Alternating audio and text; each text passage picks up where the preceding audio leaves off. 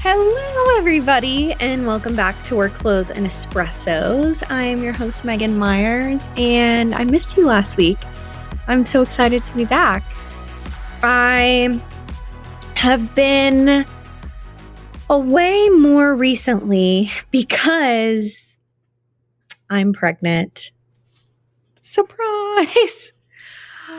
Clark and I are expecting our first baby, and we are so excited. It feels so crazy to say this news out loud. I've been trying to figure out when I wanted to announce it because I haven't announced on social media, but all of our close friends and family know, and we are far enough along that we both feel comfortable sharing. So we're having a baby. It's crazy to think about.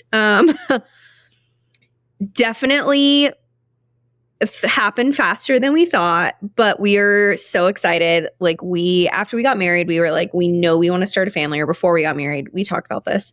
And, when the timing is right, then the timing is right. And, the timing was right really quickly. And we're very excited about it. We are now in full logistics mode. I'm currently in none of my clothes fit mode. So logistics for me is trying to find clothes that fit. And especially since spring conference season is coming, I really pride myself on my wardrobe. Okay. And now working remotely, it's been difficult for me because I don't get to show off my wardrobe. And I love clothes so much. One of my favorite things is buying clothes and styling myself. So just know, my baby will be dressed just to the nines, which, by the way, we're having a boy, and I cannot believe it. We were both completely convinced we were having a girl. And when we found out, we opened the email together. We were in the car and we were both completely shocked. And Clark was so freaking excited to have a little Clark and teach him how to snowboard and how to go whitewater raft, all the things that Clark does, while I sit at home cooking, baby, and also cooking. So yeah, this is our life right now. So anyway, we're in logistics mode. We are trying to figure out space and nursery and maternity leave and childcare and all the things. So yeah, new journey. Here's the thing. We had been talking leading up to the wedding for months and months and months. Okay. We were excited about the wedding. You were sick of hearing about it. I was never going to be sick of talking about it. Well, now we have a new countdown. Okay. And it's countdown to baby time. And strap in, because you've got about another 6 months to go, which thankfully, okay, we need those 6 months, both so he can continue to get bigger and bigger and bigger, while I also get bigger and bigger and bigger, but so that we can figure out what we're going to be doing with our life and how we're going to raise baby. So yeah, we're doing early fall, and yeah, this is what's been going on in my life. So I haven't been as present lately, mostly because I've been busy eating, and I'm excited to be back. I'm out of the first trimester trenches, and yeah, I can't believe it. It's I'm so excited to finally say it out loud and to share the news and scream it from the rooftop. So we've been trying to figure out how we want to officially announce it on social media, but yeah. So anyway, any tips, tricks, please send them my way. I'm fully new mom. I spend my nights of researching the best strollers that can push through 3 feet of snow. So welcome to the newest stage of our life. And with that being said, so my husband has been, every time I'm about to record, I always say, I need to record. What do you think I should talk about this week? And I always ask him, and he has actually been bringing up this topic multiple times, and I think it's so good. So I'm really excited to dive into it. And, we talk so much about leadership on the podcast, and it's something that I'm super passionate about. So we today are going to be talking about young leadership. So Clark brought this up and said, hey, we were both like really thrust into leadership when we were super young, and we're managing people that were significantly older than us. We didn't have any type of leadership training, and that was really hard. And I've talked about this on the podcast a couple of times, but never really in depth. So when I was 22 and I had been at 360 for about 6 months, I was moved into like a temporary position is what it started out as. We were down a role, the director of sales and revenue role. So overseeing the whole sales team on the guest side. And so reservationists is what we called them back in the day. And then the entire like revenue side of the business, which at the time was just one person, but there were about 10 reservationists. And so when I originally started at 360 Blue, I was a reservationist, and I was 22, had like freshly turned 22, just started, had no idea what I wanted to do. And so after about 6 months, I was like filled in as the like interim director of sales and revenue. And I remember one of my first thoughts was like, I'm going to make this a permanent position. Like, I'm going to Ann Gardner this at Burma. I'm not going to be interim. Like, I want this position. But I also was managing a team of 10 people that had all been at the company at least twice as long as me, most of them like 10 times as long as I had been there. And additionally, I had never managed anybody before, and all of these people were significantly older than I was. And so I was already intimidated. And I felt so fortunate to be in this position, and like I was so excited for this challenge. But I think there eventually was this like reality of being thrown into management without a lot of formal training. And so I want to talk about that today. And I want to acknowledge the fears that come along with this. And then I want to provide some real and actionable advice for any young leaders that are out there, whether you are striving to go into management or you're in a similar position right now. I think it is such a unique point in your career, and I can't wait to get into it. So I want to first dive into the struggles that I face being a young manager. And the first one was just an overall like lack of training and feeling pretty lost. So I want to acknowledge like the CEO and the owners of my company were incredible. Like, they provided a lot of incredible guidance, but I was also in this time where I was like very much wanting to prove myself. So I wasn't asking a lot of help. And also they were busy running the company. And like, this was supposed to be an interim role, right? So they kind of said like, hey, their policy, or I guess like thought process was, we're going to provide the opportunity for people to sink or swim. And we'll be there if they need a lifeboat or a life vest. But like, we're going to give them the opportunity. And so I was kind of thrown into the deep end. And I remember going home at night and being like, I'm so out of my depths. I have no idea what I'm doing, but I don't want to ask for help because I'm like really gunning for this role permanently. And also like, they're busy. They don't have time to help me. So I think what took me a little bit to realize was this like pressure to act like I know everything was not necessary. And I think I lived with that pressure like sitting on my chest for a really long time. Like, hey, I want this position. I want everyone to know that I'm worthy of this role, which is funny because now looking back, like I'll talk to Jason Sprinkle about it, and he's like, we know what you didn't know. Like, that was clear to us. We wanted to give you this opportunity though, and just kind of see how it panned out. And so I was putting all of this pressure to act like I know everything all on myself, when in reality, like, hey, it's pretty obvious that I'm 22. I'm 6 months into my first job out of college. And like, obviously I don't know everything. And the reality was that I was learning like on the job as I go. And that was the best that I could have ever hoped for. And a lot of it came with trial and error. I think I realized probably pretty early on that leadership isn't just like telling people what to do. there is guiding and problem solving and setting expectations and being there for your team, whether it is work related or personal, which can often get in the way of work related items.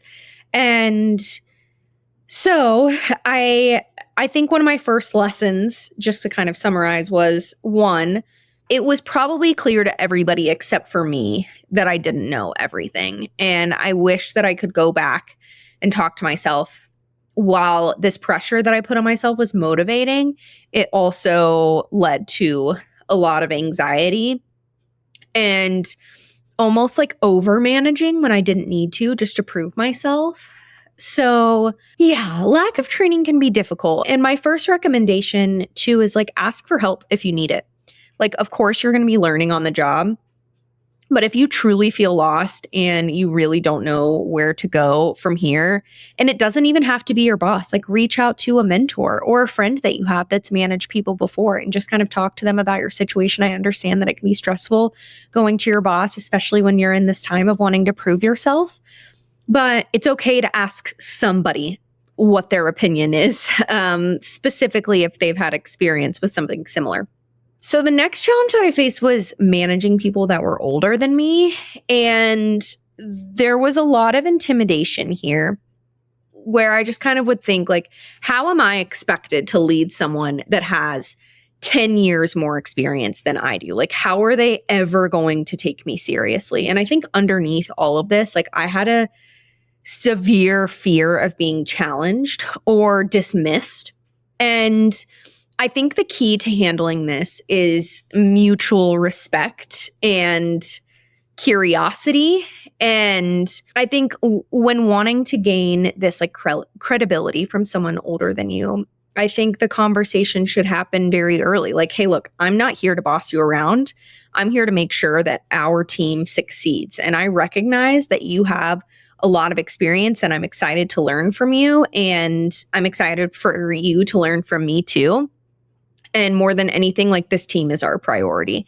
And if these people challenge your authority, which a lot of the times will happen if you have someone on your team that's significantly older than you that struggles with this power dynamic, the biggest thing is to stay calm and reinforce those expectations. I think I would allow it to really hurt my ego. And I found myself like almost wavering between being way too nice. Like, I just want to be friends with everybody. Let's all go out to dinner together, which is okay. But like my number one priority was if I can make everyone be my friend, then when I do have to tell them something that might be hard to hear or I have to put out a directive, they'll take it well because we're friends and there is this respect there. And when that didn't work, I found myself really frustrated and I would want to just be like bossy almost. And like, it was weird. It was like I didn't have an in between. Like I was either like very authoritarian or I was like so nice that people were walking all over me. And I could tell that when I like moved over to the authoritarian side of management, it was because I was pissed because no one was taking me seriously. But what I didn't realize is that because I wasn't building any type of mutual respect because I was just approaching things as we're friends. And what I wish that I knew then is like the way that you make someone respect you. And it's funny because Clark always says like, you never ask someone to call you chef. Like they just call you chef in the kitchen because they like respect you. And if you have to ask somebody to call you chef, then like there is no respect there. And it's the same thing, I think, to me by having to say to someone like, I'm your boss. Like if you have to say that, then there isn't respect there anyways. And so I think it is acknowledging from the very beginning and reinforcing that you have the same goal. Like we are here to succeed as a team no matter what. I think there is this very distinct difference between this like very bossy authoritarian approach and this like so friendly like limp noodle approach, and finding this middle ground that you show up every single day, you work hard, and you are there for your team when they have questions or they need help. And I think the biggest thing for me was I would never ask somebody to do something that I wasn't willing to do myself. And I think that is one of the fastest ways that you can gain respect. People, myself included, struggle to respect bosses who ask you to do things that they would never do. And, I've had a boss before ask me to fire somebody when they have never fired anyone themselves. And I really struggled with that, like without any type of support. And it immediately led to this like overall lack of support. Like, you're asking me to do this big, scary thing that you're not even willing to do because it's too big and scary, right? And that is our job as a leader, is to be willing to do the big and scary things. And I think that's one of the fastest ways to gain respect. And then reinforcing those expectations with like consistency, which I talk all the time about, like, hey, these are the goals of our team and this is how we're going to get there. And if you need anything, I'm here. And if anybody like isn't in line with that, whether they're 20 years older than you or 20 years younger than you, or you're the same age, like it doesn't matter. We show up, we do this job, we work as a team, and we go home. And that is our role. And if you are not okay with that, then they are the problem. But I do think it's always like, the one thing that I encourage all leaders to have is like an intense form of self-reflection, and always ask yourself, like, am I the problem? And it's interesting, like, I wonder how many people would agree with this, but I think the best leaders that I have ever had are always scrutinizing themselves. What can I do better? How can I be a better leader? Rather than putting it on everyone else. Okay. So going back to this like too nice versus too bossy problem, I think this like switching between two extremes lasted for a while for me, because I was either like in this position where people were taking advantage of me when I was trying to be liked, or when I was overcorrecting, people started to resent me. And I think the middle ground is firm but fair. Like, it took me a really long time to realize that leading isn't about popularity. It's about trust and mutual respect. And I think that learning the difference between being a leader and being a friend is probably one of the hardest lessons I've ever learned, especially because I'm naturally a people pleaser. It is also the most important lesson that I've ever learned. And when I found a middle ground where I could still be there for the team and still like allow this softness and people to see sides of me that weren't just like at work super serious, and see that I was like a full person that still made mistakes and still showed up sometimes having an off day, but also no matter what, I tried to work really, really, really hard. And I showed up and I respected the team and I respected the people that I reported to. Like, once I was able to find this middle ground, everything changed for me. And it was this like leading with authenticity model that I think I had tried for so long to be something that I wasn't, that it was really hard to find this like, who am I authentically, and how do I show up to work and manage a team of people, and how do I make them respect me? And I stopped like asking all myself those questions. Like, how can I make people like me? How can I make people respect me? How can I make people listen to me when I ask them things? And like, I focused more on doing the job and showing up every day and like being there for the team and being transparent with our goals and what we were working toward. And once I was checking those boxes, I never had to ask myself those other questions again.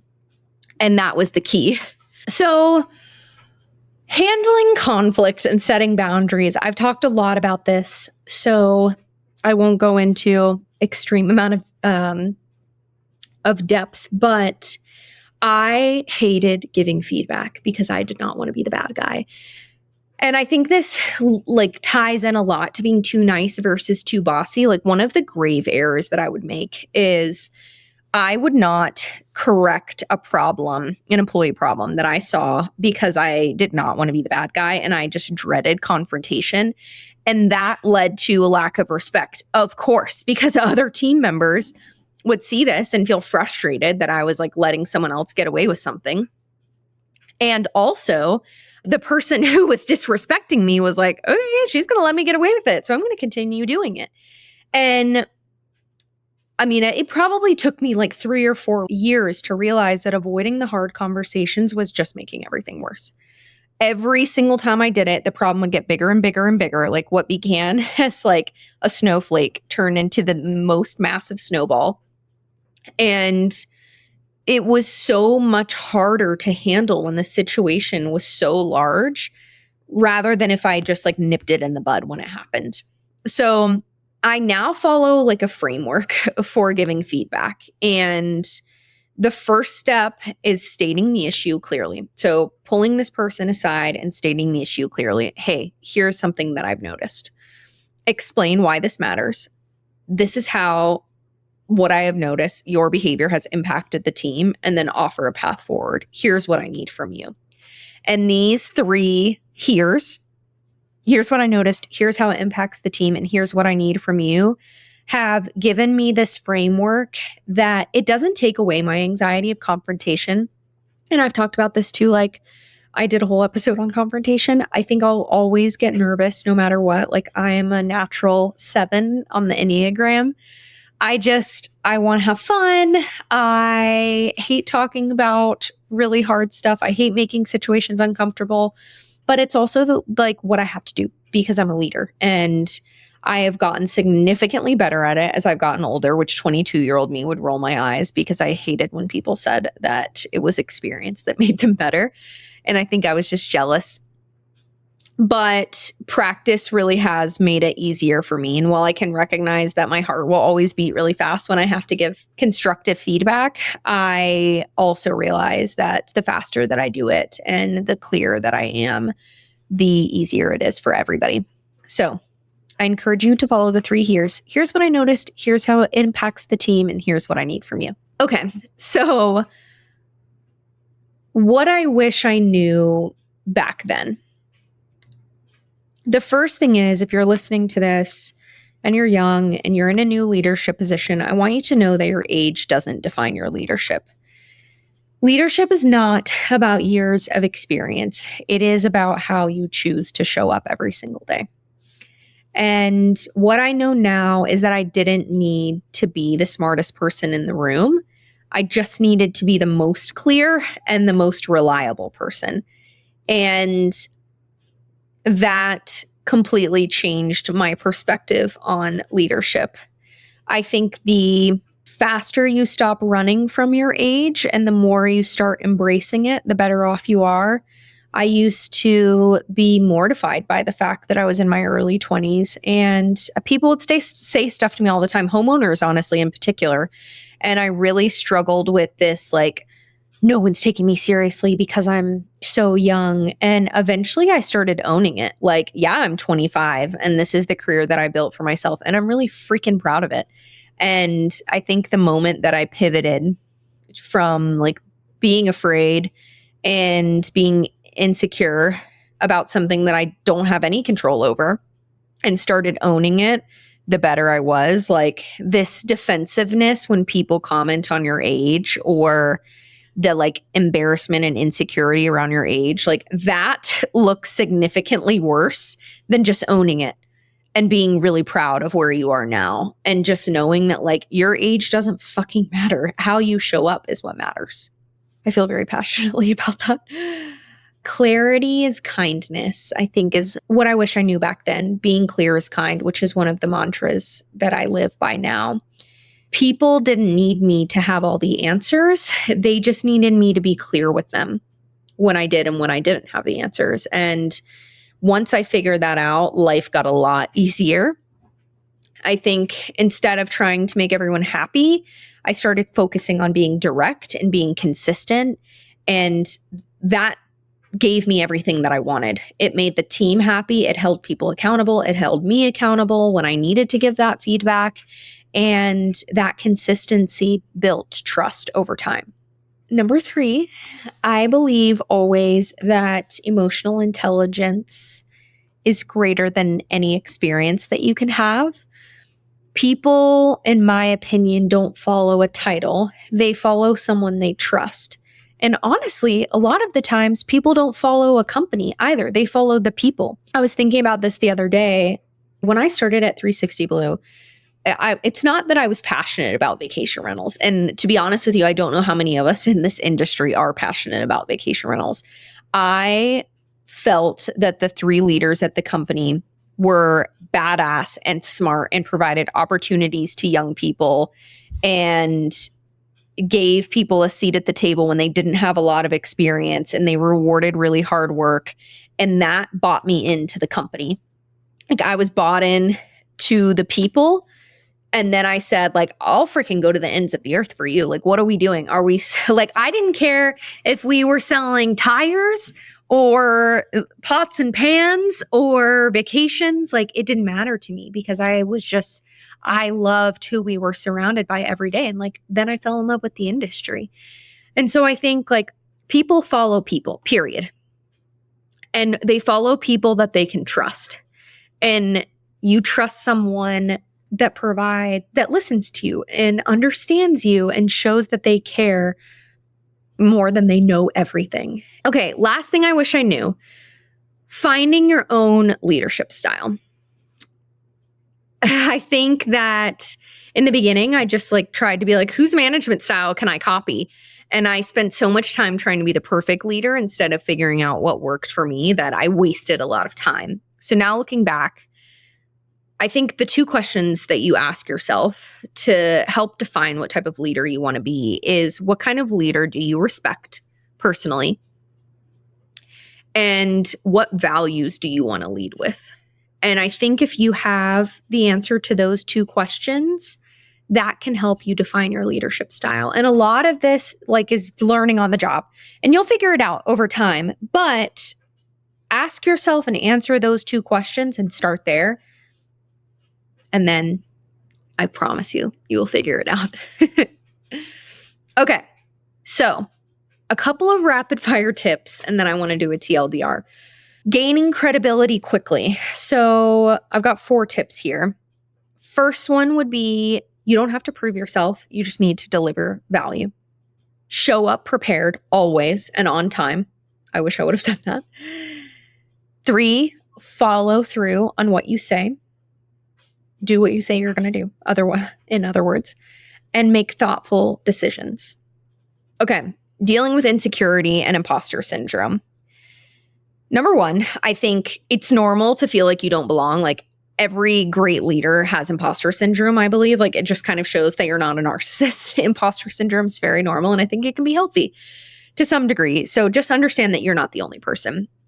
And number 2, instead of overcompensating, lean into the curiosity. Ask questions, listen, learn, and never be the smartest person in the room. Okay, how to get feedback without undermining yourself. Instead of asking, what can I do better? Ask, what do you need from me to do your job better? You will get the feedback that you need. You're not going to undermine yourself, and people on your team want to be heard. Okay. Last bonus advice. Handling older employees who don't take you seriously. It's really hard. Okay, number 1, mutual respect is key. So again, I'm not here to boss you around. I'm here to help us succeed as a team, recognizing that. And if they challenge your authority, first thing is stay calm. And second thing is reinforce expectations, and just those 2 things over and over and over again, and you will be okay. And the people that don't belong and don't respect you, they will weed themselves out eventually. Okay. TLDR, act like a leader, not a friend. Being liked is bonus, but it's not the goal. Clarity over everything. People don't need you to have all the answers, but they do need you to be clear and honest with them. Confidence comes with action. You don't have to feel like a leader every single day to be one. Just do it. Just start leading. 1 foot in front of the other. Next right thing, 1 thing at a time. Act, listen, and learn. The best way to build trust with people is to show that you care about them and their needs and the team as a whole. Mistakes are going to happen. No matter what, you're not perfect. You're going to screw things up. The biggest thing is to own it. own and admit when you make a mistake, and don't be afraid to say, hey, I got that wrong, but here's how we're going to fix it. Always address the problem and then provide a solution, and encourage your team to do the same. You don't have to have this feeling of, I don't belong in this room. I don't deserve a seat at the table. Remember every day that you belong in the room. You do not have this role by accident. Someone gave it to you because they believe in you. Even if they know you've got a lot to learn, that's okay. We all do all the time. Own it, okay? Just show up every day and be consistent. I hope that this helps at least one person out there. I have been in your shoes. I completely understand what it's like. And I can assure you that you are going to be freaking incredible. And I am proud of you. And I'm excited for this new journey that you are on. And if you ever have any questions, you can always reach out to me on LinkedIn or go to workflowsandespressos.com and click the Ask Meaghan button. I'm here and excited to help. And I totally get it, even if you just need someone to listen to. Okay, me and my baby will be back next week for another episode, and I can't wait. And I will see you guys then. Bye.